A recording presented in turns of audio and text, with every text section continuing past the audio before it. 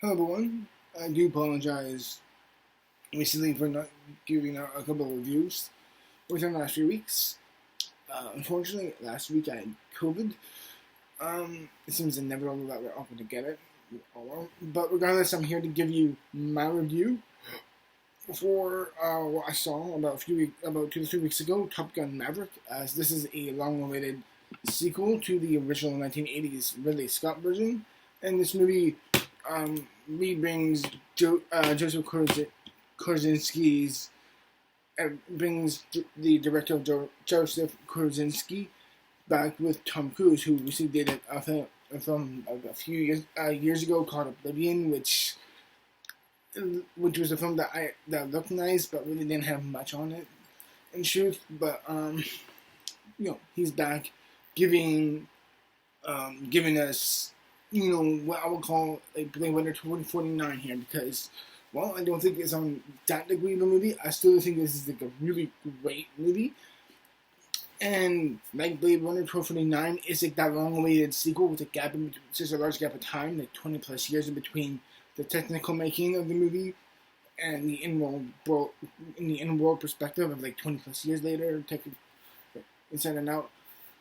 And I do think what this film really does well with its story is understanding the sense of legacy and the sense of reflectiveness and one's perspective in life, especially with Tom Cruise's character, of understanding of how no matter how good we may be at our jobs, there might be a point when we will realize that we are not going to do this forever. We're not going to be great at this forever. We're going to bounce out at some points.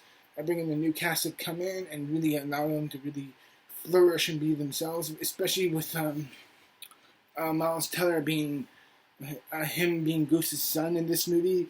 Like in the original film, his parents were played by Meg Ryan and Anthony Edwards, and I do really think the film really does such a really great balancing job of understanding of what each generation of Tom Cruise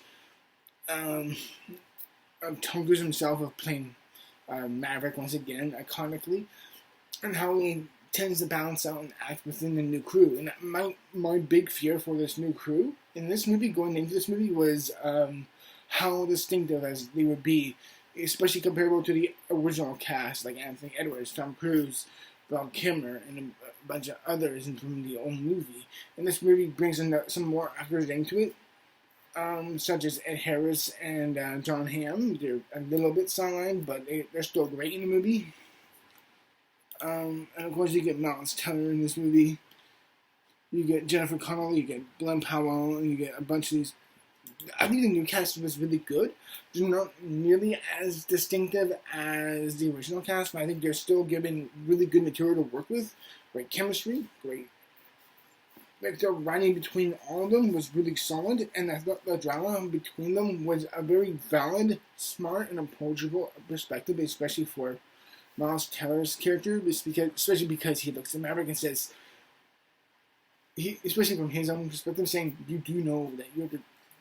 And he's like, he sees him like, you're responsible for my dad's death, and he's like, technically no, but I feel a lot of regret for that, as they were such great characters, and especially with the most famous line from the first movie of "I got the need for speed," and so much of this movie, I would say, rides with Tom Cruise, because he as well as Chris McCoy and a bunch of these other producers went through a lot of stock with this movie, and its undertones and the story really drive it forward with such beautiful practicality and scale, and very, very little to no use of CGI. Like all these incredible filmmaking moments when they're in the fighter jets, like they really are flying them. There's no bullshitting there. It's not like the first where you see them take off the mask and you go, "That's unprofessional."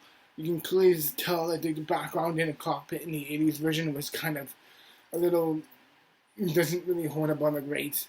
Like I mean, personally speaking, I think the first Top Gun movie is really good, but there's not really but I got no personal nostalgia for it.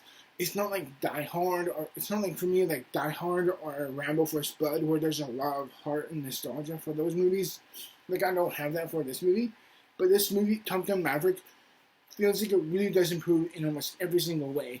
It presents practicality, the story is more effective. I think the characters are just as well realized and developed and emotionally driven. I thought the story and the writing was very strong. I thought a lot of it just kicked through. Also, I like the idea that I also like the idea there was no real essence. There is like an essence of the plan of what they got to do, and they have to bond through that. And time is not going to decide, and they get to bomb a certain area before the classic getting it out. And with that plan, seeing the movie, a part of my mind just went, it's kind of like the trench run in A New Hope. In my mind, it kind of reminded me of that. It's like you gotta have this specific elevation standard. You can't go up or down too much, otherwise you'll set off the enemy's jets, and whatever. But it's not purely driven from that. It's an internal driven motif from the characters and their own essence of you'll become your own worst enemy. You all have to work together, otherwise you'll fall. It's like either you'll succeed together or you'll fall apart individually. Like it goes back to the classic idea of we're all strong within our own rights, but together we are stronger together. And it really kicks that through with such good writing and drama and storytelling, and a lot of it just feels so right and natural.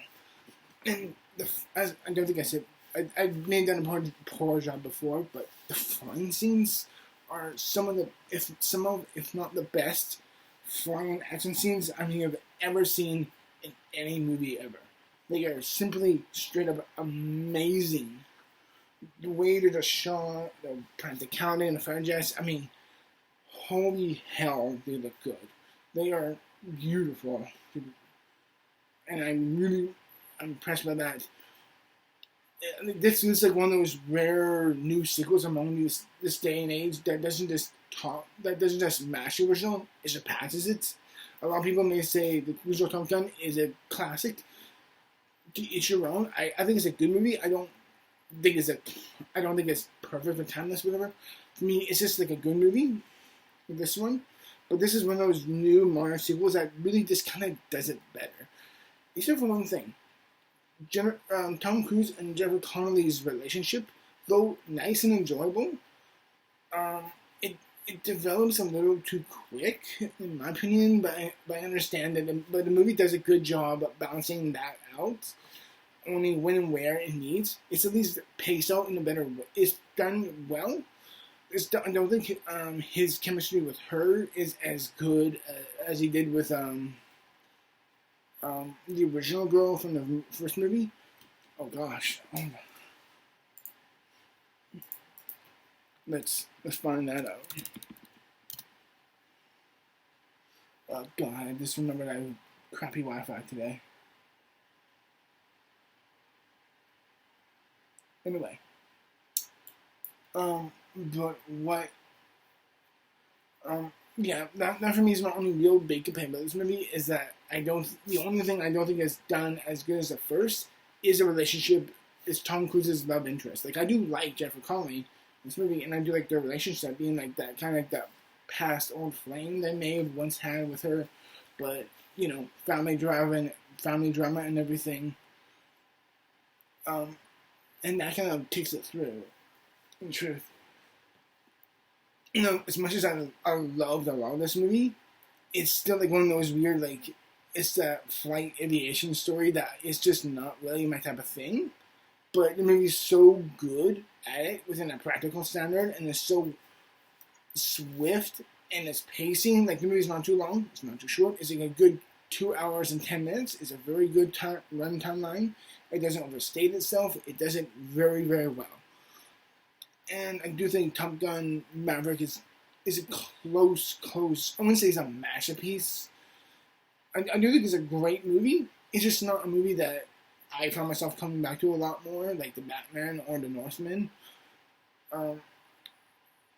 But I do think it really kind of, like, this movie, not this movie, this year has such technically great movies, like films like this.